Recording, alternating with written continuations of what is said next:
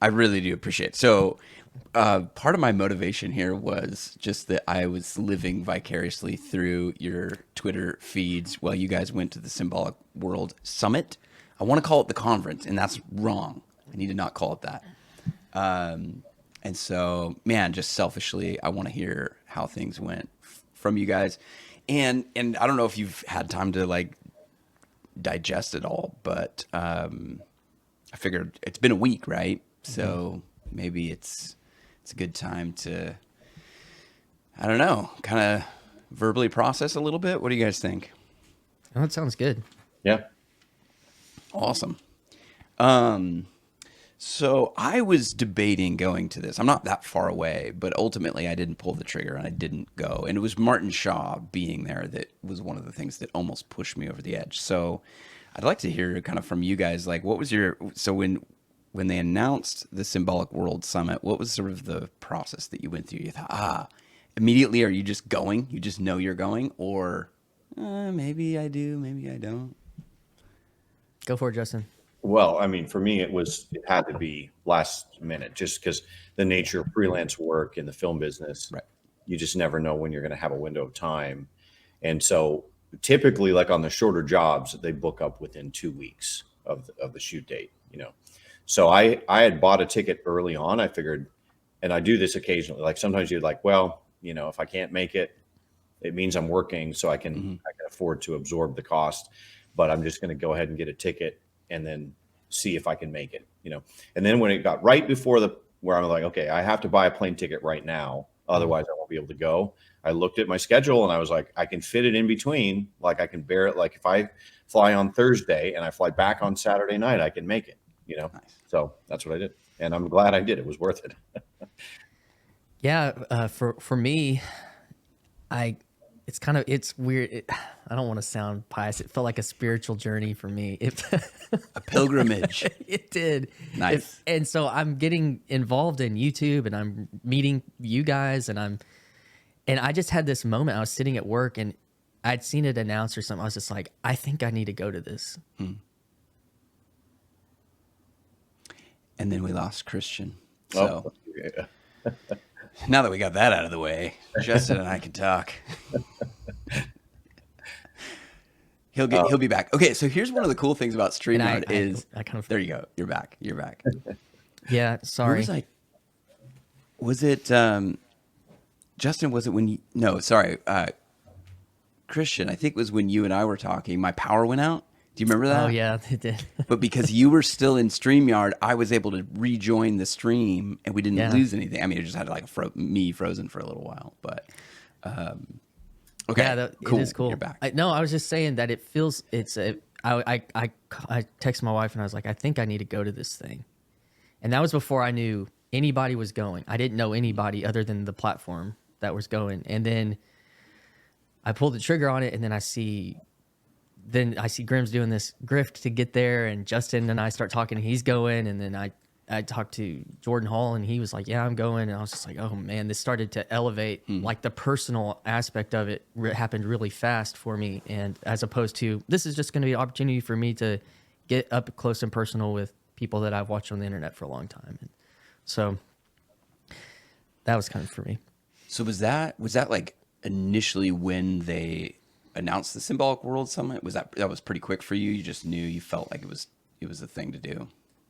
I probably bought a ticket at the beginning of February, and I'd probably seen it advertised. I mean, I don't know. It wasn't like when it hit, I was like, oh, I'm going. That wasn't how it happened for me. Yeah. It really had more to do with YouTube, like this engagement. It's like, this is me taking a step towards engaging in like a more embodied way of engaging with this whole world. Yeah. That's what it felt like for me. Yeah. I think that's interesting because, yeah, in a way, what I was sort of observing is this sort of an extension of what we've all kind of been playing with on the internet as far as actual connectivity, actually connecting to people? Is this one of those things where it's like, okay, well, we've engaged on YouTube or we've engaged online somehow, and here's a spot for those same people or that same community to exist in the same place at the same time? I don't know if that made any sense, but that was what my thought was. Well, I think what happens with in-person gatherings is there's a real sense, I think, that in our culture there's a shallowness that we have because we have so little in common. Like we're all reading different books, we're all watching Netflix shows at different rates. There's not that much of a shared, let's say, knowledge base or set of things to talk about or something. So imagine, you go to work, you meet, maybe you have a couple things in common with your people you work with. Maybe in your family, you don't even have that much in common in terms of like conversation topics or something. And then your local town, like, do you even know your neighbors? That's kind of the world we live in, this very, very fragmented, disconnected world.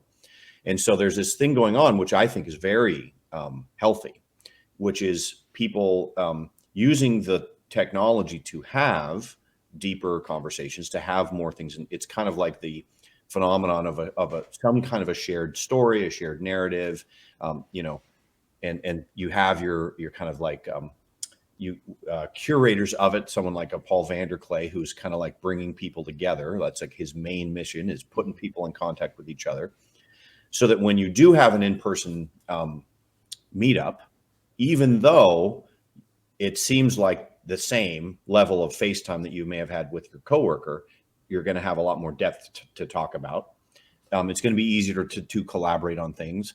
And in my opinion, the problem with the creative arts that we're having right now is that fragmentation. Okay. And so coming together, like bringing all of these artists together, that's really where if Paul Vanderklay's gift is bringing people together to get them to talk together, Jonathan's is bringing creative people together, musicians, storytellers, graphic artists. Eventually it's going to be filmmakers. All of that is kind of like, those are the seeds that are growing, that will kind of branch out and kind of, I guess you could say bear fruit, the metaphor, like the seed in, and then, so that's kind of what I was witnessing, I think, is all of that connection going on. Yeah. And I think you have an interesting point of view, because you do work in the film industry, which is an image-based performance art, right? And so there's, I don't know what the crossover there is. Jonathan Peugeot is an iconographer. You're working in, you're in Hollywood, right? Yeah, I'm a camera guy by trade. Yeah. And yeah. So is there something to the fact that, what are we trying to do with these images? I don't know if that's a good question, or even that, plus what's the crossover between what you do and sort of the cinematography, the visual arts that you're involved with, and somebody like a Jonathan Peugeot, who is an iconographer, but also just sort of deals philosophically with these types of things. Well, I mean, there's always something upstream from a movie, almost always. Right.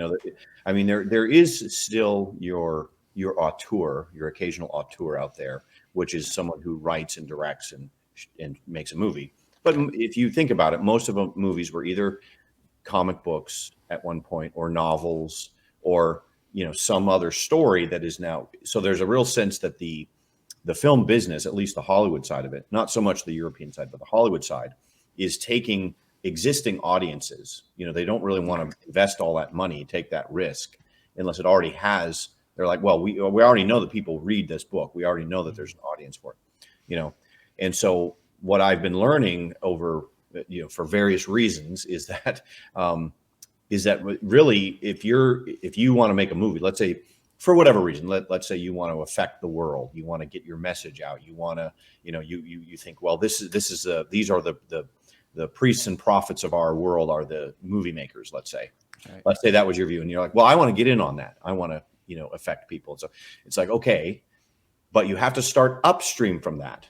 You have to start with a comic book or a novel or something smaller, and then it will grow. Like if you're just trying to say like, I want to make a blockbuster movie so I can affect the world or something. It's like, well, that's not really how it works.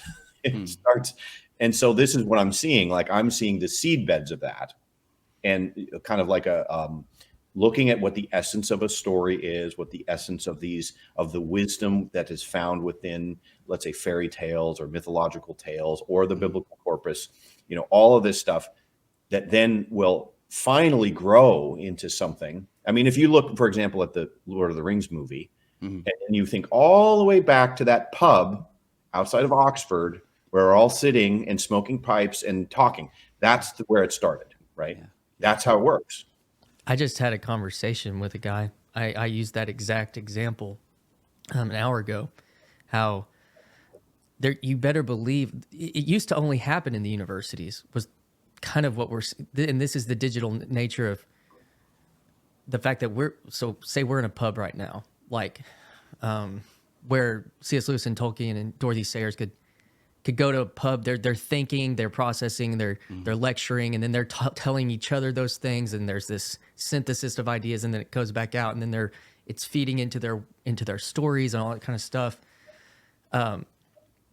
Because there is still an importance of, like, I think I missed that. I was trying to make sure our internet was good, but of coming to a place, and there's something. I mean, Justin and I, we had dinner together, and we had a podcast like 2 weeks before, and we didn't know that each other were going to be there, and then and then I was able to give him a hug, and there's the thing I recognize there is within collaboration, that physical embodiment. There's a trust that it's hard to communicate or to find through a digital thing, that when you're with somebody, there's just kind of this relational trust that it's like, well, okay, now I'll give you my number or something, because I don't know. I've got a weird theory about that. And since we're in a pub or we're around a campfire, I might as well share my strange theory, but it has to do with the ability to exchange breath, right?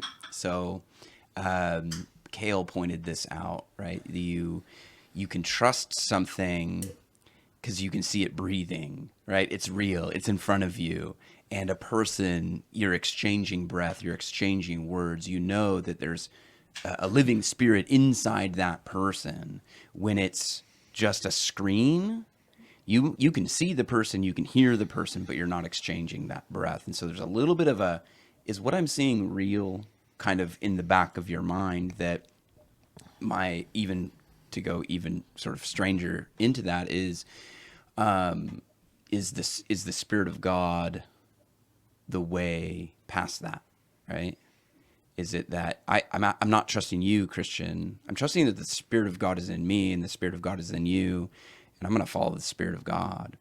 And even though we're not face to face, we're not sitting down, we can't sort of exchange breath. There's not a absence of that spirit, if that makes sense. Well, I mean, it also has to do with with consumer culture, you might say. So like we live in a world where it's it's kind of like super lowest common denominator. It's like, I walk into a store and they're like, "Can I help you?" And I'm like, "Well, I'd like to purchase that, please." And they're like, "Okay, now pay me. Okay, now leave." Like this really, really kind of like small thing, right? And then we think about entertainment that way too. It's like, well, was I entertained by that movie or something? And it's disembodied. It's a product, right? And it's like, and then I was trying to think about why it is that my little class, the documentary class that I teach, is such a rewarding experience, not just for me, but quite often for the students. It's because they're watching each other make something and then seeing it. So they're not consuming it. They're kind of like participating in it. So if you think of, when you go to an old cathedral in Europe and you see all the art there, it was made by the patrons of that town, usually. Sometimes it was a celebrity like a Michelangelo or something that would put it, but in theory, you could have your sculpture in there if you were good enough too, that like this kind of idea of a corpus of art. And so what happens is, I think when it's like, when I meet, someone gives me a comic book, because it's like, oh, I met him at the conference. Then now I'm going to read that, differently than if I just bought it online, let's say. It's like, oh no, I talked to this guy. He's now it's not like, here I am reading, consuming this. It's like, well, my friend made this, even if he's not that good of a friend yet. I think that's what goes on is these in-person things. You're exchanging the in-between times between consumption, let's say, or talking about, let's say, the musical performance afterwards, after experiencing it together, like all those little things that are kind of connective tissue that create community. And I think what it does is it puts the real purpose of the art back where it should be, not a product to be consumed, but something to relate around and over. Well, and that's what's interesting about doing this on YouTube is because YouTube is totally almost about consumption. And what they're kind of this corner area is like, well, maybe it can be about actually a social media in its technical, like, you create something and then there's a community that's engaged, but then you go talk about it in these spaces, and then once a year there's or twice a year there's a conference, and it's not, but you're not really necessarily doing it for everybody else. Maybe you're kind of doing it for your friends, in a way. Not that there aren't levels of where that scales, and if you have ideas that you want to get disseminated out, that's not necessarily the aim of that. But part of it is just a relational, participatory knowledge and experience with all of that. Yeah.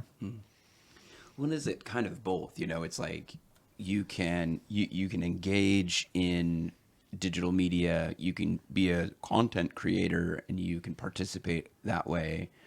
You can engage in the sort of social media aspect of it, which I think is where this little corner kind of comes in, is using a digital media platform more like a social media to connect people. And then you have these events that kind of spring out of that, which are in person.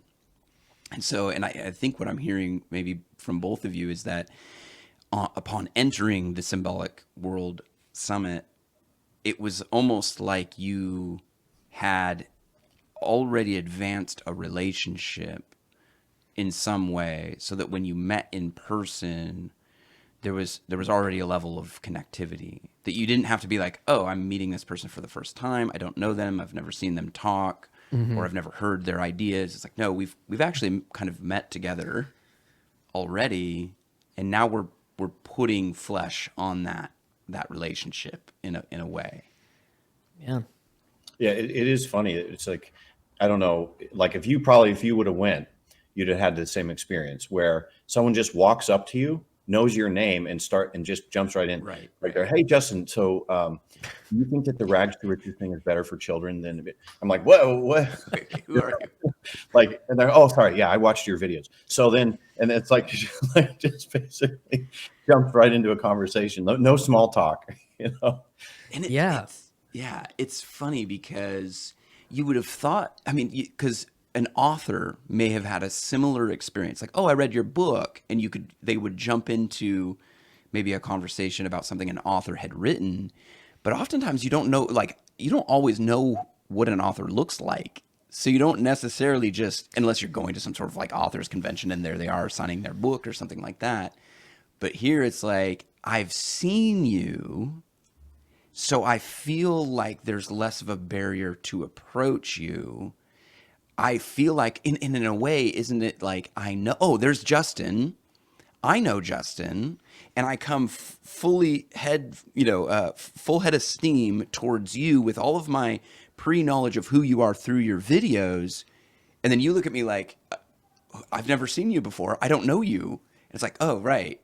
There's one side of this conversation that has happened, but the other, it's not reciprocal in that way. To some degree. I mean, I think some way we are talking about participation online, but yeah, it's like There's also meeting people that you only knew as a handle. right. On a stream. That would be Matt C is a guy I met, and I think he's doing the lettering for God Dog. Yeah, in the and I think comic. he does some in some It's- of the coloring. And but stuff like but that. I'd only known him as a handle in a in a live chat or something, so that was interesting. And then there are other pieces of it, because there's this silver screen. Well, the illustration you gave about an author.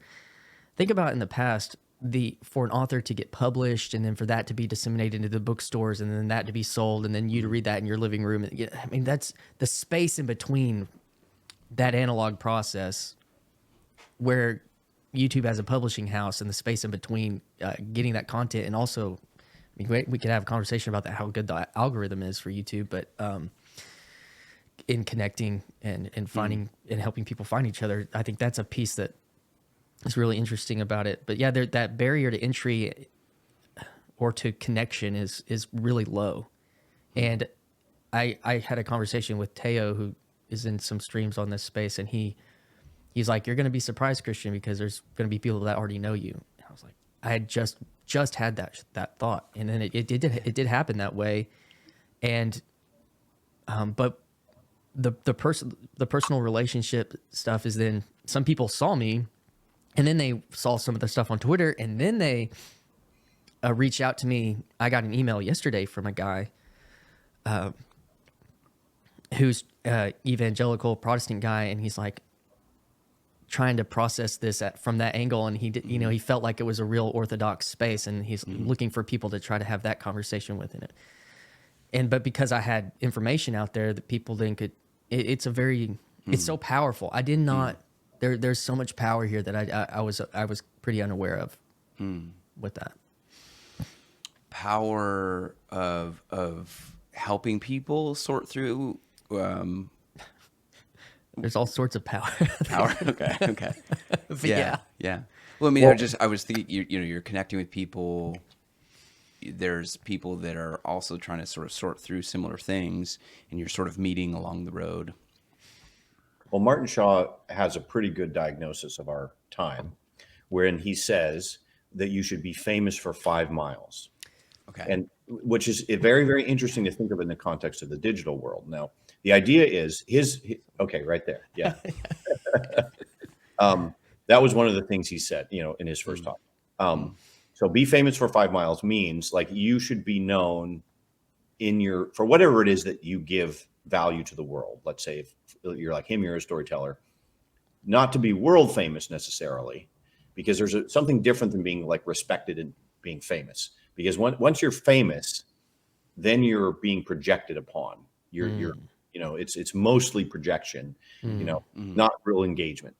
And I think people notice this when they pop above a certain level of status online, and all of a sudden the people they're interacting with, it's all projection and it's not real, So you want to be right under that, not so big that but respected in some sense in terms of what the value is that you can bring to the community.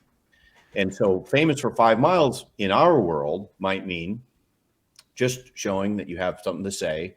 So starting a YouTube channel or doing something participatory. I notice it on campus when someone makes a good little documentary or film, they're famous on campus. They're not famous. It's not like someone off campus is going to be like, oh, that short documentary you made as a student is amazing. But like within their community, they're famous for 5 miles.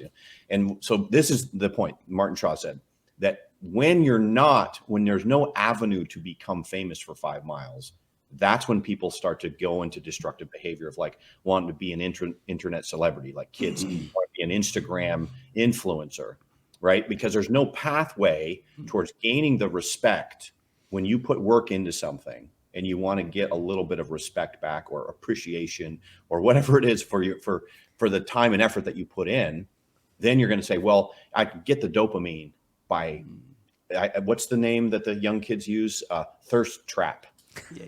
Yeah.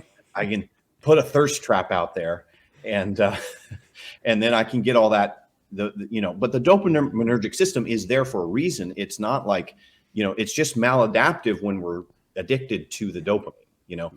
So I think that having, and this is where Paul Vanderklay has a lot of wisdom. I think is like, let's curate a little bit of a community where you can be famous for 5 miles, not 5 physical miles, but within a certain sphere of a small community, Yeah. and put value out there. Yeah. And I've been thinking about this in relation to the body of Christ as well, because I hear what you're saying, and I'm thinking like in the past we would put all of that like famous energy into a small group of people. So there's all this attention on these small group of people that everybody thought that they knew, but it was all just projection. You don't really know John Wayne. You don't really know these like really famous people. They have to withdraw in a way because they're just known everywhere. And so what people end up thinking that they think they know a John Wayne or somebody like that, but what they actually know is their image. It's not really John Wayne. It's the projected image of John Wayne that they've seen time and time again. Malcolm Muggeridge talked about this in his book, Christ in the Media, where he was walking home one day and his neighbor or somebody down the street said, "Hey, I just saw you on the television." And Muggeridge said, "No, you didn't see me." He said, "You saw an image of me." But the me on the television set is different from me in the garden on a Saturday morning. You don't come to my garden on a Saturday and you'll get to know me. Watch me on TV and you see an image of me, but you think you know me, but you kind of don't. And so distributing that famous for 5 miles, it's like, well, you can be famous for 5 miles. So Justin's famous for 5 miles, Christian's famous for 5 miles, Pete's famous for 5 miles, and we've extended our reach 15 miles. I think I did math quick enough there, right? So we've accommodated the need for 15 miles of influence, let's say, but distributed across a community, distributed across a body where I can still just be me. I don't have to withdraw. I don't have to worry about people misunderstanding who I am because I'm not famous. Like I'm just not. And that's the cure, right? That's the antidote. And I think, Justin, you're completely right. I think that's part of the project of this little corner. And again, I've started to think more and more about it as I think about what actually is the body of Christ. And I know not everybody in this little corner is Christian, but because I am, that's how I sort of process through this stuff. And I think you're kind of onto something there. It's interesting. I think there's with Malcolm Muggeridge, the difference between that happening in, say, the 70s or whenever that was, I don't know, I don't know when he was doing all his stuff. I don't know. I'm just saying the difference between whatever that time was of the lines are blurred from that time till now when it means to see somebody on the screen, like with what we're doing right now, with then having email interaction or having there is more than just a symbol of a person on the television set. I think that's changed some, but I still think there's a silver screen effect, and it happens from the person that's talking and the people that are receiving. The other point that I was thinking, it's so funny because when I heard Martin Shaw say that, what I heard was, Christian, don't try to be famous on YouTube, try to be famous in your community. So, I don't know if that's exactly. I'm adding the first part. What I really heard him say was, have an impact where you're at in your real life, in a way. That's kind of that's how I heard that. And I think that Justin was hitting on that too. And then you're kind of hitting on it in the digital space. He was talking about, you're famous on the campus because everyone saw your thing. And so, yeah, those are kind of some thoughts I had on that, was just be famous. Make an impact where you're at. Yeah. So we've kind of already touched on it, but I'm curious to kind of get your guys's okay. So you're going to you've made the commitment to go to the Symbolic World Summit. I'm gonna keep calling it conference, and you arrive like day one. Was it a Thursday, Friday, Saturday? What was it? Thursday. It was a Thursday, Friday, Saturday. So you arrive on Thursday. What's your? I mean, I'm sure you check into the hotel. You get yourself sorted. But as you arrive to Symbolic World Conference, what's your first impression? I remember, Christian, you posted something either on Twitter or on YouTube. But now that we're here together, I'd like to get your. What did it feel like? What did it feel like to drop in there? Yeah, I mean, a lot of things were going through my mind. I do feel like the journey was a pilgrimage for me. Conversation that I just had was my engagement into this world coincided directly with a type of ego death, and so the rebuilding. This is 7.5 years from that point. This space has been like these people, Peterson, Peugeot type people, have been guides along the way. And so that was I'm here, and even that it's called the summit. to frame back to you calling it a conference, it felt like that's what that felt like for me. And then there was all this kind of steam that was building up towards it too, because I didn't know who Nate Heil or Grim Grizz or Justin Wells were even a month before that, before I bought a ticket. And then all that stuff was like coming up in the background. So I was just like, I'm here. And I kind of felt like I was a little bit going to try to represent a group of people that couldn't be there. It was very strange. And I felt like the Paul Vanderklay couldn't be there. And I was like, I'm going to try to connect this a little bit. Yeah, I mean, I had to come late because again, I barely squeezed it in. So, I came in the middle of Jonathan's first talk, but I mean, it was, I mean, I know some people from the Estuary Project, some people that I've already met in person from the Chino conference, and then new people that I met for the first time there. So it was no problem finding people to go out to dinner with, finding, even though I basically went last minute and went by myself, it was easy to plug right in, and I think that's most people. You didn't really see people that were sort of like, oh no, I don't know anybody, and no one wants to talk to me. There was none of that going on. It was a very friendly environment. Yeah. That is a really interesting observation because, and this is just sort of, I've always been the person at a conference or at something like that who ends up by myself. I don't know what it is. I don't know why I give off the air or something of like being a loner, or I got a scowl on my face or something like that. People, I don't know what it is, I've never, and I go to like pastors conferences and stuff like that. So think about that in the context of like going to a pastors conference, but still feeling very much alone. This summit was not like that. Well, think of the consumerism thing that I was talking about earlier. The idea of having a product, selling the product, and then people come to buy. So there's a real sense of like, well, the product is the book table and the whoever the speakers are, and then you're going to take that information, you're going to take it back to your hometown, kind of a thing. I feel like that is a lot of conferences.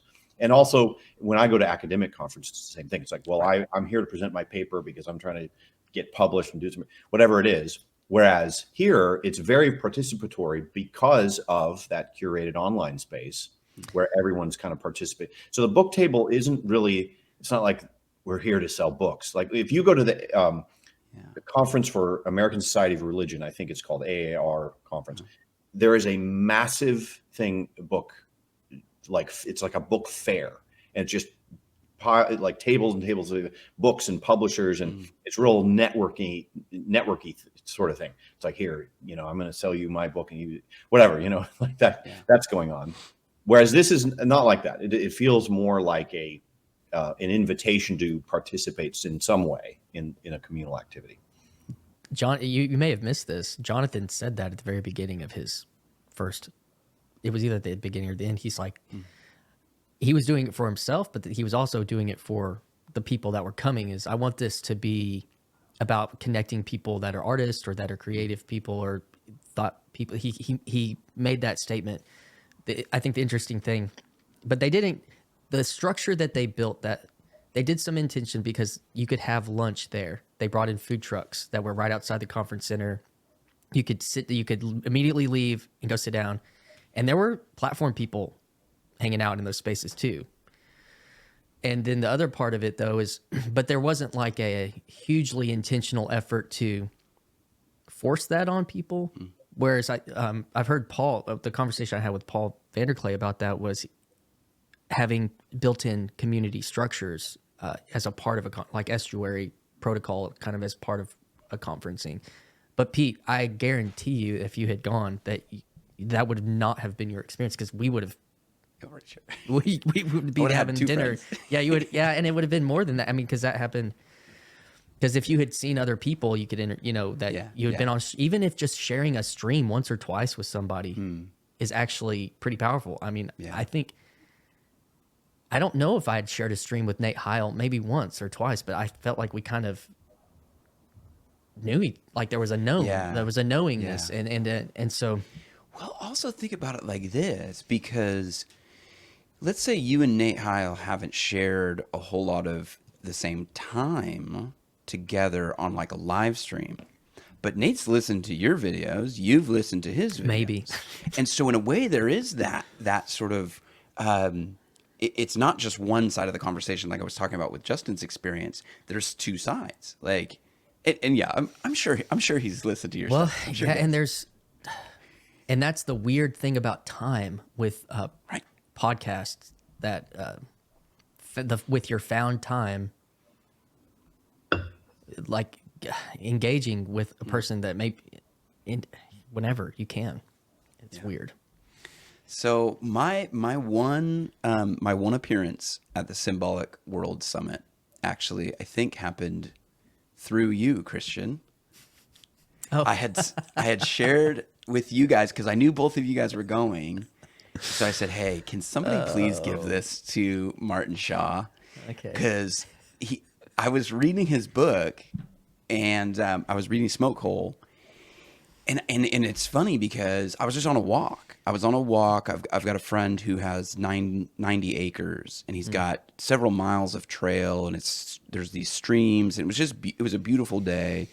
So I just go on this walk, and I'm listening to Smoke Hole, and he starts talking about Hermes being the messenger of the gods, and it was this one phrase that just stuck with me, and I've repeated it multiple times, so people are probably annoyed at me, but that the particular gift of Hermes was the ability to communicate from one soul to the next.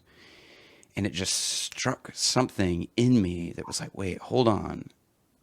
And then he said, in today's age, we can communicate with all the speed of Hermes, but there's no preparation of the soul taking place. So deception can creep in. He didn't exactly say that, but this is where I started to processing this, was like, oh, if my soul is not prepared to receive the message, I can be deceived by other messages. Hermes is also a trickster, right? So how do I know that the message is being received correctly? And so I went off on this whole thing, and I just sat by this creek writing about Hermes and Prometheus and Narcissus. And I sorted it through a little bit, and then I shared it with you guys to see if somebody would give it to Martin Shaw. And so, Christian, you did. And he graciously kind of scroll. Well, I don't know if that's the right words for it. He glanced at it. He glanced through it. Okay. And he goes, "Oh yeah, that's me right there," as a part of what you were writing. And then I walked away and then said, "Oh wait, can you take a picture with me and give a thumbs up so that Pete I can see?" Perfect. Well, the way I experienced it in my imagination, in the imaginal, was much better than that. I don't know if I want to ruin it further for you, but it was in the middle of a very loud concert, and there was a lot of distraction. Yeah. But he was kind. He was very kind. It's the beginning. I imagine he is. So what you're telling me is he scrolled past everything that I wrote until he saw his own name and was like, "Hey." No, I think he was saying like what he's talking about Right. is me like that. Yeah, that was what. Yeah. So it's a thought that he had that he wrote down that then I sort of took and mold Yeah. over in my own way. So, but anyway, I appreciate you giving me the chance to Well, to cameo there. it was an interesting moment because he was sitting next to Jordan Peterson, and who was sitting next to Richard Rowland, and who was sitting next to Jonathan. I was like, I took a picture of that moment, and that's the great. one that Jonathan Peugeot retweeted. And part of me, I was having a lot of internal struggle with celebrity and attention and all this kind of stuff going on there because of, things we've already kind of mentioned a little bit here.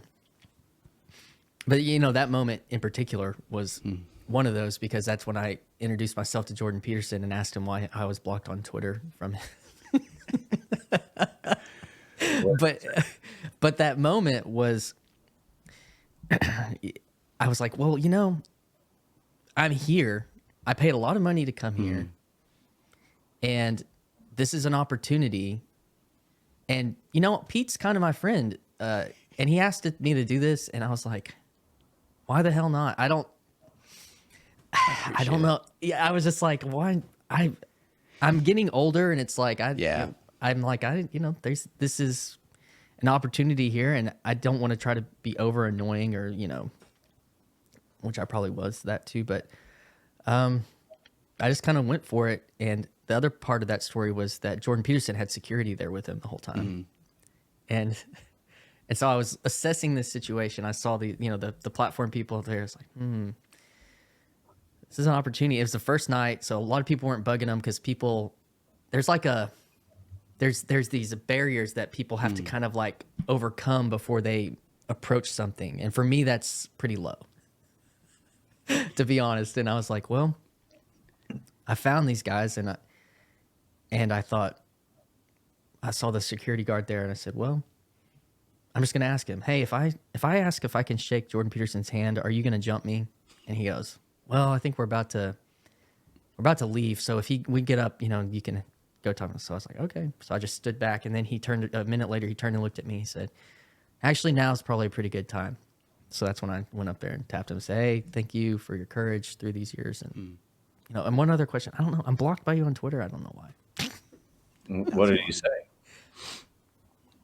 That was it. Well, he said, thank you. What's your name? And then I asked him that question about Twitter, and that was his response. Oh, You're like, yeah, you would know me a lot better if you didn't have me blocked on Twitter. Well, I can't follow him anymore. So it's like, yeah. I don't know what else to do. Anyways, that's that. And that was Martin Shaw was right next to him, and that's when I just was like, screw this. I'm just gonna put this out there. You got the ball rolling, so you might as well. You broke through that wall, and now you're in, and now you got to make the most of it.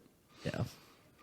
So. Well, yeah. So, Justin, was there something that stood out to you as far as just participating in the summit? Any moment that one of the things I'd love for this sort of podcast, whatever it ends up being, I would love for it to be sort of a record of what you guys experienced there. And so we're not sitting around a campfire sharing stories, but we are sort of sitting around our screens, which are like campfires, and we're sharing stories. There you go. See, I've got the lamp back there, but well, it's just, I think what happens is the cultural conversation moves forward at certain points, and you might think of it as like you hit certain blocks, certain points of tension or something, and then at one point it just bursts through, like it moves past it. You could think of, for example, Justin Brierley's podcast, The Surprising Rebirth in Belief in God, and the New Atheist Movement as this moment where you can't go back. Like you can't go back to 2008 when I was studying philosophy, and New Atheism had like a stranglehold on our philosophy department, and there was no getting through, except for the weird outsider, that would be made fun of or something. But now it's like respectable, So there's something going on at the conference, I think, with the conversation about art and what it's for. And so for me, Martin Shaw has a way of of diagnosing why, for example, things get boring in church, you know, and like this notion of the fairy tale is raising not feral children but wild children, and wild children can navigate themselves when they are in a perilous situation, you know. And so this, of course, I'm learning that from his books. And so there was a moment where someone said, well, Martin Shaw, how come you never told a Bible story the way that you just told? Like, he told us a story that had everybody on the edge of their seat, and it was a beautiful story, and it had all these implications for life, and he didn't answer the question. He's never told a Bible story, you know. And so this is the tension that I see, you know, happening in my world, which is, you know, a lot of Christians that want to get in the arts, and then you have your secular artists, filmmaker types, and there's this divide between them in terms of making it exciting and interesting, and how the story gets told, you know.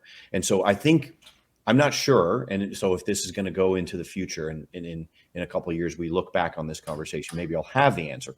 But how to get the fundamental stories of our community to be interesting again, and not not playing defense all the time, not kind of like, you know, I don't want to say the right thing, I don't want to offend anybody, so I'm just going to tell a story really tame, you know. And I also want to be super literal about the events in the story, so I don't want to put in sea monsters, or I don't want to whatever, you know.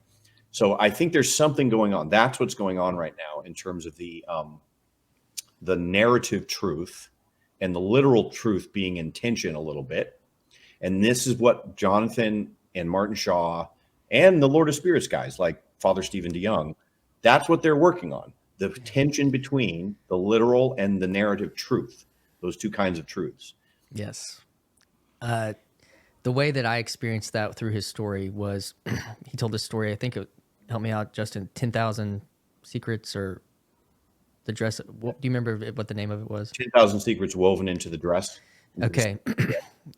What it took, when I was listening to him talk through that and talk about this, it took me to the scene in Star Wars where Obi-Wan Kenobi is talking to Luke Skywalker, and he says, I knew your father once.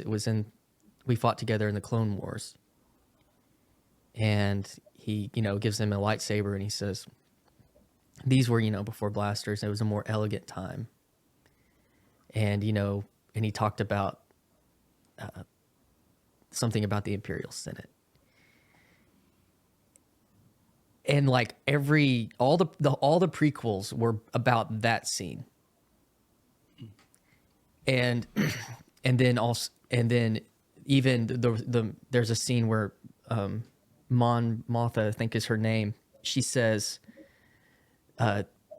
when R2 had the plans that Princess Leia gave her, and they finally get it to the rebels, and she goes, many lives were lost to attain this information. And that was all of Rogue One. What the power of this story was that for 20 years, I wondered what those things meant. And I had ideas, and what do you mean by the Clone Wars? I wonder what that means. And that's what I heard whenever he talked about 10,000 secrets and not giving away too much in the story, was how let what God has given us help put ourselves, or put more meaning into this, and wonder and mystery, and you know, and then later we can maybe play that out in a different way. I don't know. That's what that meant to me. Yeah, bury the treasure. He said, bury the treasure, but don't make it impossible to find. Yeah. But don't make it easy to find either. Yeah, like that's a real big part of it. Yeah, and that's been the atomization of materialism, but even within Protestant Christianity, and in some ways they had to, because you had to go head to head with what was being done out there. But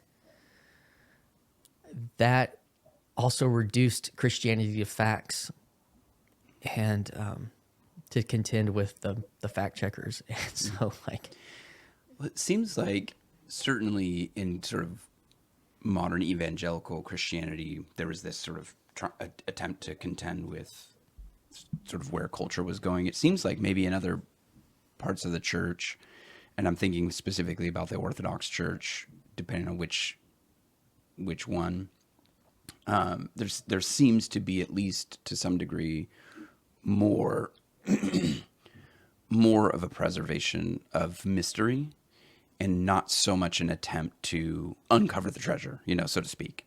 Explain it all, like, okay, well, sort of the God of the gaps, and then we sort of catch up and we try to like prove that there's still a need for God or something like that.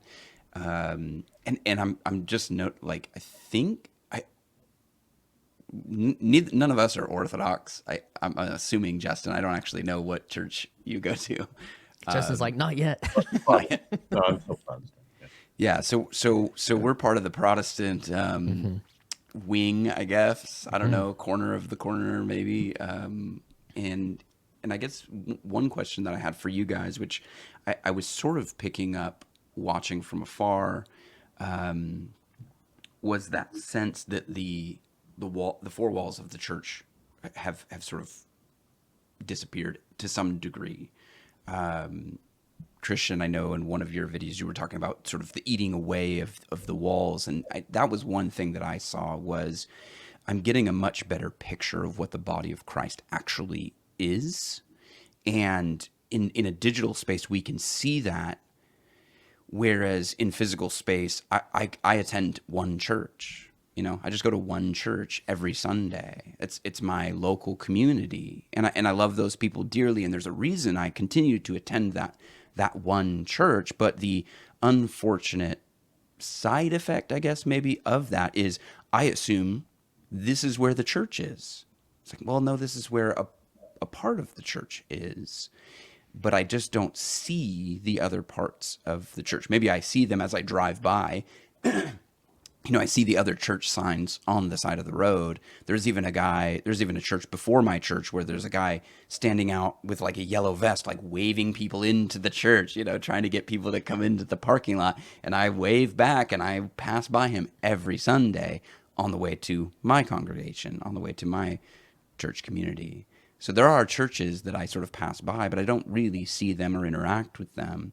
But here I am sort of observing this Symbolic World Summit, which is not an Orthodox. I mean, it was held at an Orthodox church, right? It's sort of inspired by some Orthodox people, but it's not just like, so for the Orthodox community, we're hosting this Symbolic World Summit. It's for the community. It happens to be sort of influenced by the Orthodox Church. So I'm curious to get kind of your guys' take on that. Like if you observed the same thing in a different way. I know, Justin, you've got to go here pretty soon, but I just figured I'd throw that out there since none of us are actually Orthodox. Well, I was having a conversation with one of the Orthodox priests after when they were all smoking cigars outside afterwards.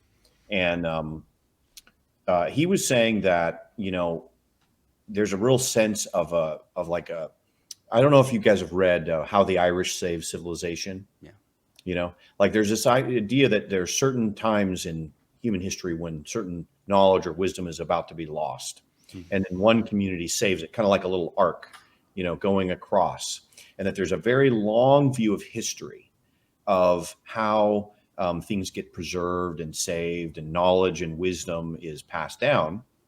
And at certain points, certain groups of people take up the mantle of saving that or preserving it, while other ones might not be popular at that time, but they're just doing the work. They're just doing, preserving.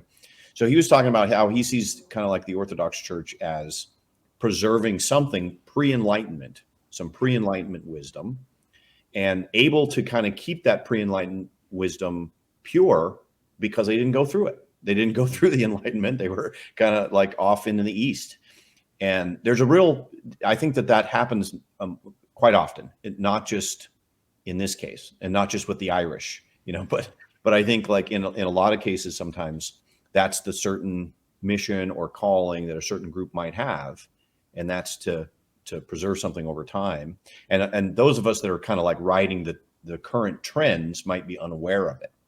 Yeah. And they're laboring in obscurity in some sense. Yeah. And maybe there's a sense now that a lot of people are recognizing, oh, wow, look at that. There's a lot of wisdom there that was preserved that we would have all thrown away had not they preserved it, So that's the value I see in it. Yeah, and Martin Shaw is Irish and Orthodox. Well, and it's like there was something on a Justin Brierley podcast. I'm going to forget the name of the lady. It'll come to me later on. But she said in her work with young people, she sees a longing to reconnect to the wisdom of the ancient past. And I think, Justin, that when I hear you saying that they are preserving, the Orthodox Church is preserving something that comes to us pre-Enlightenment, before the Enlightenment, that is why there's this there is this draw towards like, oh, what's going on over there? The Orthodox Church is what they have, and what they have preserved is what a lot of modern people are longing for. And unfortunately, maybe kind of modern evangelical church has moved away from that, So this connection, this breaking down of the walls of the church, I think is an important part of I don't know, this cultural moment or whatever moment we are in history. I think it's cool. Yep. Yeah, I would definitely pay attention to Father Stephen Damick and Stephen DeYoung and what they're doing over there, because what they've recognized is that if you really want to, and this is for just, if you really want to know what those stories mean, if you want to get, like, if you're tired of reading something and going, I have no idea what that means, and then nobody knowing what it means, and everyone just kind of, well, let's just move on to the part we do know what it means, like that. If you're tired of that, then those guys are for you, because they've realized that the whole context surrounding those ancient texts, they're learning about that context. They're learning about basically all of the sort of like pagan religion and practices and stories and mythology that are in dialogue with it. And so if you don't know what the dialogue is, it's very hard to figure out why certain things happen in those stories. And they're doing better job at it than anybody else right now, for a bunch of different reasons. Part of the reasons is that modern scholarship isn't really interested in those questions. Part of the reason is people are afraid of paganism, and so they don't want to, Father Stephen points out that, the only reason we even have some of those, like the Baal cycle or, different sort of pagan stories, is because Christians preserved them over the years, because they felt like it was valuable to preserve those.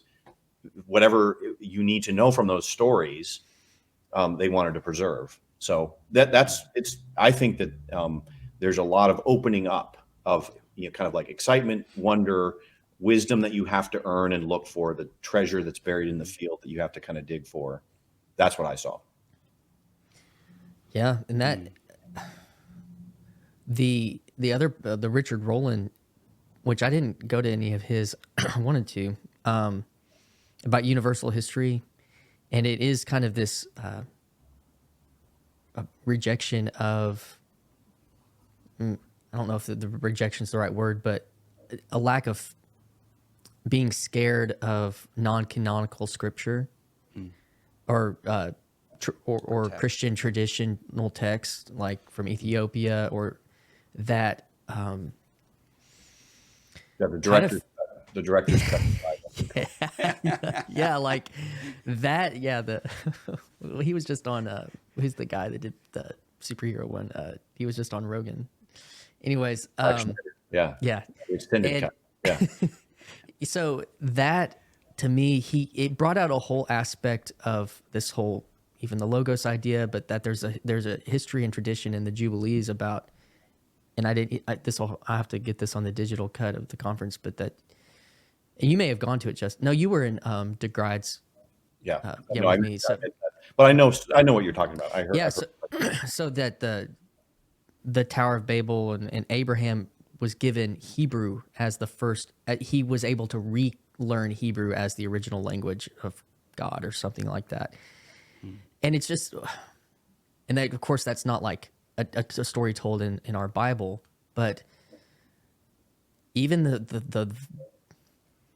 this new dialogos, conversations, and we're having that conversation with these old texts and these old traditions and these oral traditions and these stories told, like,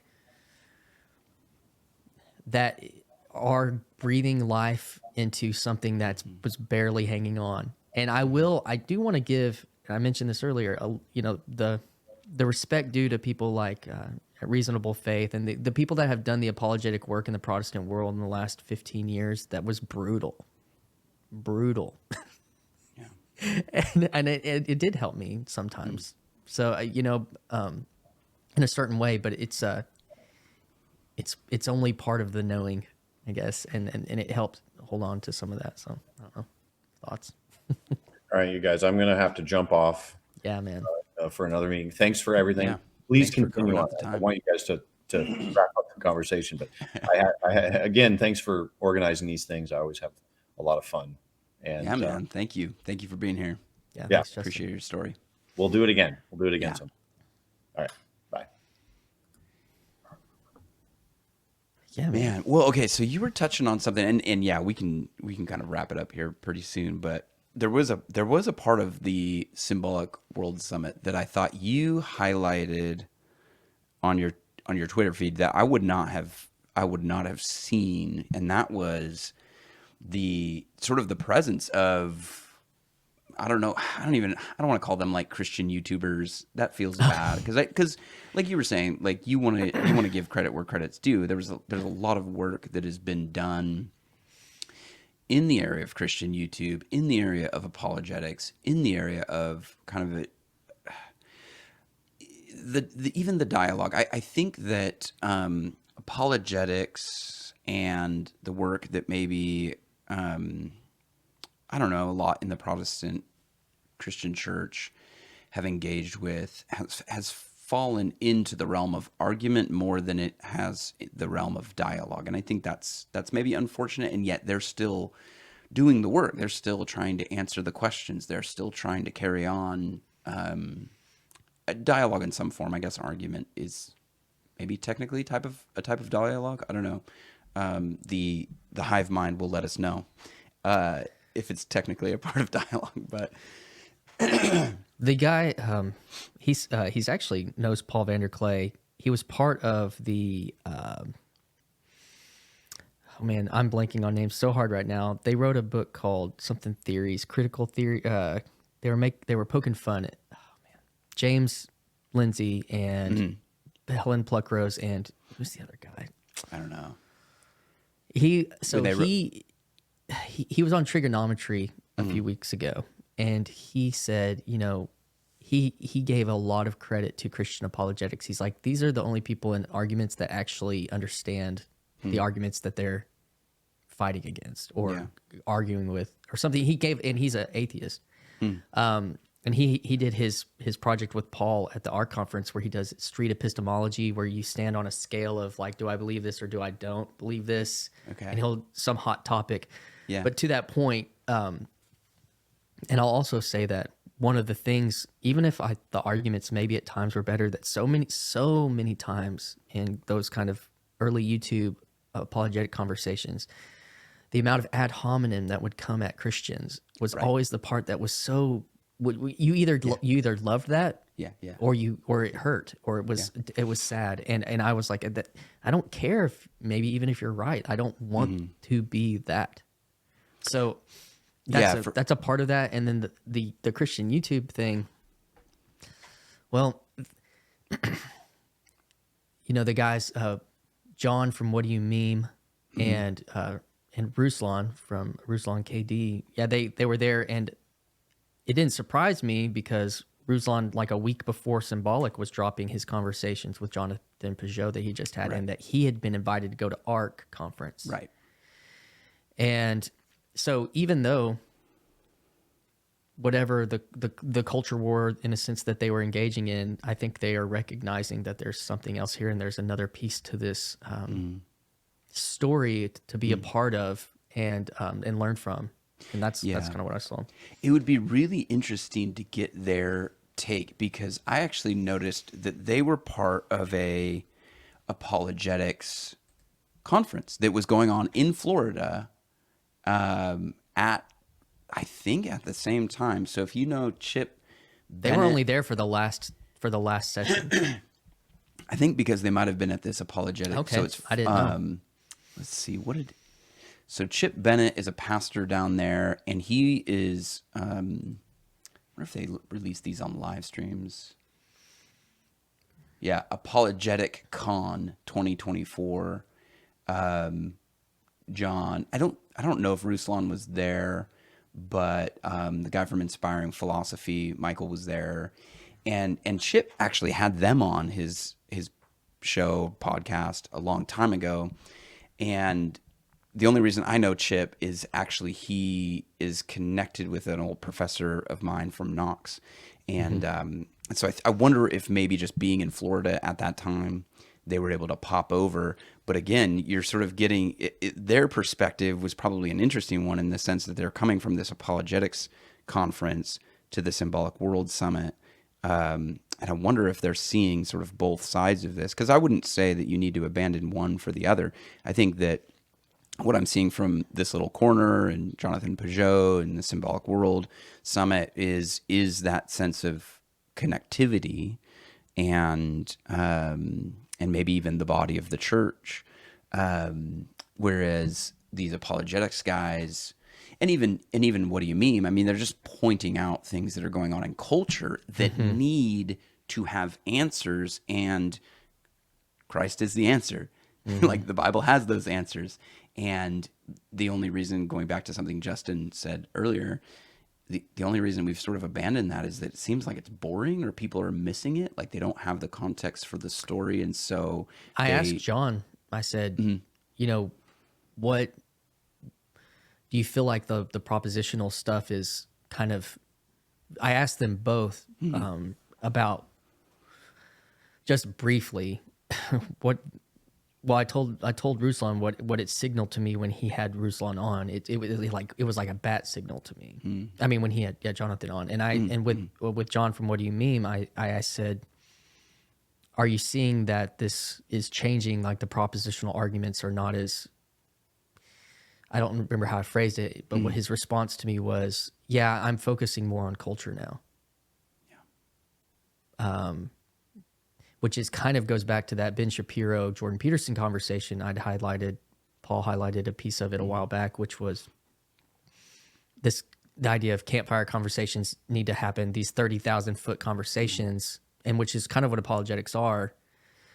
The biggest arguments about the existence of God is a high conversation, and the conversation is starting to come down. Low, if you were up there, now you're at culture. And if maybe you were at culture, now you're at and it's almost it's kind of what Justin was talking about going to he was saying you need to be doing like niche comic book, fairy tale story. That's like almost at the very bottom that like in this, I don't know. And what I told Ruslan is like, when you had Jonathan Peugeot on, it signaled to me that the Jordan Peterson thing that happened, that evangelicals were kept at arm's length for a very long time, that's about to hit it's about to hit evangelicalism. I said, I'd love to have that conversation with you on my podcast. Hey man, I shot my shot too short. Over and over. Life's too short. Yeah, that's what I kind of, and he was gracious to me. Well, what's funny, the interesting thing, I haven't interacted with John or Michael from Inspiring Philosophy, but what's funny is Ruslan will pop into Twitter feeds and stuff like that. Like, yeah, he retweeted my picture and had a few comments and stuff. Yeah, Yeah. So he And engages. he's kind of he's not big time on Twitter. He's like 20 something K. Yeah. But he certainly seems like he has a sense of participation in play. Like it was the Paul Vanderklay video where he asked if Joe Rogan is teasing Christians for clicks, because every time Joe Rogan drops something, sort of Christian YouTube blows up, and he was highlighting Ruslan's channel throughout his video. Well, And that was my conversation I had with Teo the night before I left. We talked forever. I was in a hotel and it was late, and he's in Europe and whatever. But I was like, with this whole, I had this sense that Christian YouTube has basically left YouTube for Instagram. That's kind of my thought on that, and that guys like Ruslan are kind of, he's still in YouTube space, but who's in YouTube space? Jordan Peterson people. Yeah. And so that's kind of also, if we're going to talk about clicks, which whatever, I don't care. Like people, it's all about, he's doing his job too. So it's hard to differentiate between those things. But that was kind of the bat signal thing too. But it was also, if Ruslan's looking for connection to a different audience, this is another audience. And this audience has a potential to grow large. So, oh yeah. that was kind of what I kind of tried to communicate to him, and I'm hoping that we actually can have that conversation. Honestly, man, I wouldn't. I feel like it's out there. The possibility is out there. You see people like Jordan Hall. Yeah, I mean, and this is the key ingredient in sort of the project of this little corner, or what I see Paul Vanderklay doing, is you have to. You have to respect the platform. You have to respect the art form. And so you want to get clicks. You want people to click on your videos. Why? Because I'm assuming that you're on YouTube because you feel like you have something meaningful to say. Or to connect to. Yeah, and connect to people. And you want to share that.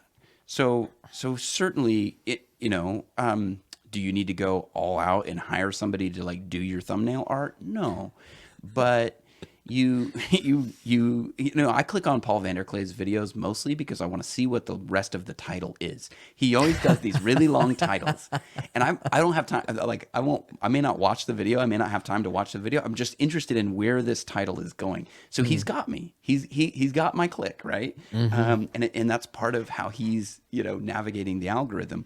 I don't know that he's doing it intentionally, and that's actually he's done it long enough now that I'm sure he has some pretty clear sensibilities. Yeah. Well, and I think there's some intentionality to how you engage in the platform, but then there's also some intentionality in how you disrupt the platform. And I think that's why Rando's conversations come in.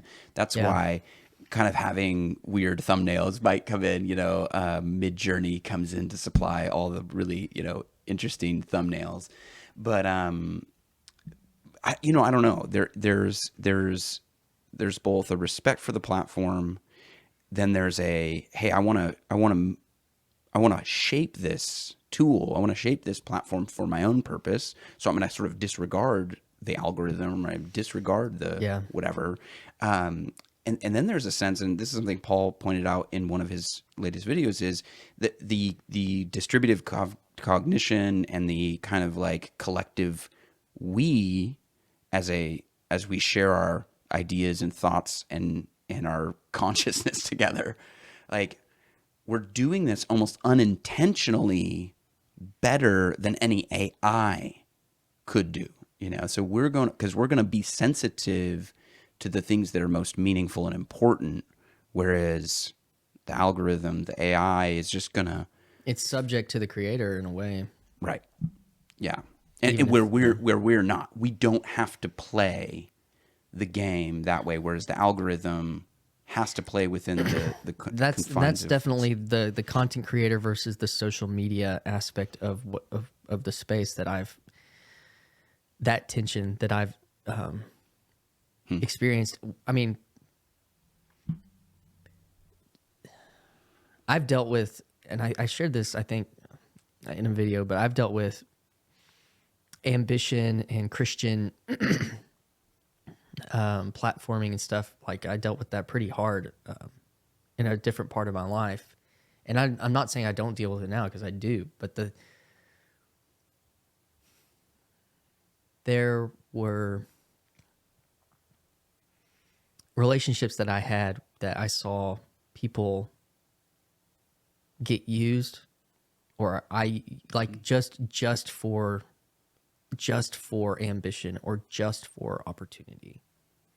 Yeah. And when I was at this conference, at this summit, you know, there was all this opportunity and all this, and it was hitting my ambition meter like constantly. And I would have to step away sometimes to be like, or I mean, had an honest conversation with a few people about it. And I think what I came away with from that was, I think there would have been a part of me in the past that if a quote unquote better opportunity for dinner would have came up, I might have tried to manipulate my way out of a dinner with somebody that didn't have status that I had already committed to or something like that. And I think where I was trying to respond to peace, where's the path of peace? That doesn't bring peace. If you're doing that, that doesn't bring peace. That brings, you know that you wronged somebody, but you're going to ignore it for your own gain or something. And it's like, no, I'm going to go be faithful to this commitment that I've already made. And I'm going to trust that this is right and that this is better and this is good. And that goes back to even then with Paul Vanderklay and Rando's conversations. I feel like I kind of had a Rando's conversation this morning before I met with you guys. And not that I am something of great to behold on YouTube with status or anything, but to have a conversation with somebody that is just is not producing content, I guess. But they're, Right. do you know what I mean? Like, and so they're not, like, what am I to gain from somebody that doesn't have an audience? Right. And I had a lot to gain. And that was, that's taking somebody's example that sits in the back of my mind. And you've already mentioned it on this channel, and being like, yes, this is right. This is good. And guess what? This was the first person that even sent me an email. Yeah. Used from my YouTube account. And wow, we're having this conversation now. And that is the path. That doesn't mean that if I have an opportunity to sit down with Ruslan, that I'm not going to take it because of some piety, you know, Right. but that I'm also want to maintain a humility or a sensitivity or a trust that, even to the point of the stories, that there's a pearl of great price that may be buried that not anybody can see, and trust that that's how I felt about my conversation this morning. I felt like a lot of people can't see this, maybe haven't seen this person. Maybe they have, but I see them, and I think there's gold here. And so that was a piece of that was actually a huge piece of the conference for me, related to all of this. That was massive for me. Yeah, just making that connection with that person. What do you mean? What? Your conversation today was Yeah, one of the big takeaways. Yes. Well, yes. But also just the embodied experience of that at the conference, Okay. of that tension. And Yeah. because I've never been afraid of the stage or the platform myself. And so I think I have a temptation to, be like, oh, I want that. And, and what can get me that or something like that. So, yeah. It's an interesting one. My sort of relationship with the platform has been around the idea of my schedule. Like when I put out a video, I try to put out a video once a week. I try to put out some sort of podcast length video on Mondays or something like that. And so it's been one of those things of more, I hear what you're saying about sort of the people and sort of that sense of, man, what would I have to gain by talking to somebody who maybe doesn't have an audience, doesn't have another podcast or something like that, pulling back a little bit. I sort of have a similar thing with just scheduling. Like, I need to put out a video. Do I? Like, this is my own self-imposed deadline, because if I didn't have it, I think I wouldn't. Like, I would lose track of time. I would have like, my schedule would be so random. But I just I create a deadline in my own mind so that I can actually put out the content. But then that deadline becomes the thing that I'm serving, not, hey, actually, I need some time. I need some time to break away, to not be online, to not have my face in a screen. I need to touch grass. I need to, well, and more importantly, it's time with my family, time with my kids. Yeah.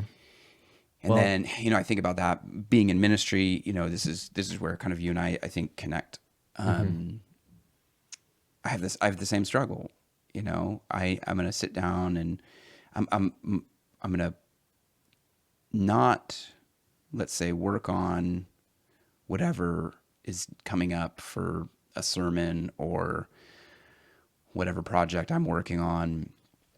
Have you read Dangerous Calling by Paul David Tripp? Mm-mm. Okay, I know it though. That might be one to put on the Amazon shopping cart. He talks about how when you're working in ministry, there's always something that you're preparing for. You're constantly preparing. You're constantly preparing. You're constantly preparing. And I've noticed a similar thing with like podcasting. It's like, okay, here's my next podcast topic. Here's my next thing. And I was just constantly preparing, and my time with my kids doesn't feel like preparation. And because it kind of isn't. It's meant to be a pulling back and a pulling away and a disconnecting from that sort of perpetual preparation that's going on. But then you realize, well, but it is actually preparing you. It is preparing your soul. It's preparing your mind. It's freeing up space. It's informing. It's informing. It's forming. It's you're at rest, and rest is part of that.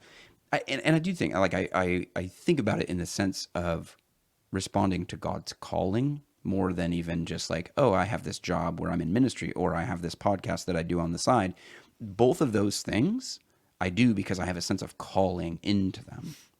And so they are very important for me. It's part of, in a way, how I live a life of worship, or at least I hope to, or I that's my goal. And so so incorporating that, like, being with my kids is my calling also, And so it's not like, I don't, yeah.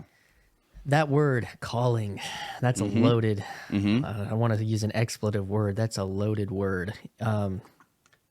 Dealt with that a lot in my life in different ways, and not known if that was real, and circled back around and all these things. But I'm not going to try to go down that conversation because I've got to go. I'm going to leave you with 2 quotes from the conference, because we didn't dig into the notes very much, and I didn't take a whole lot, but that's all right.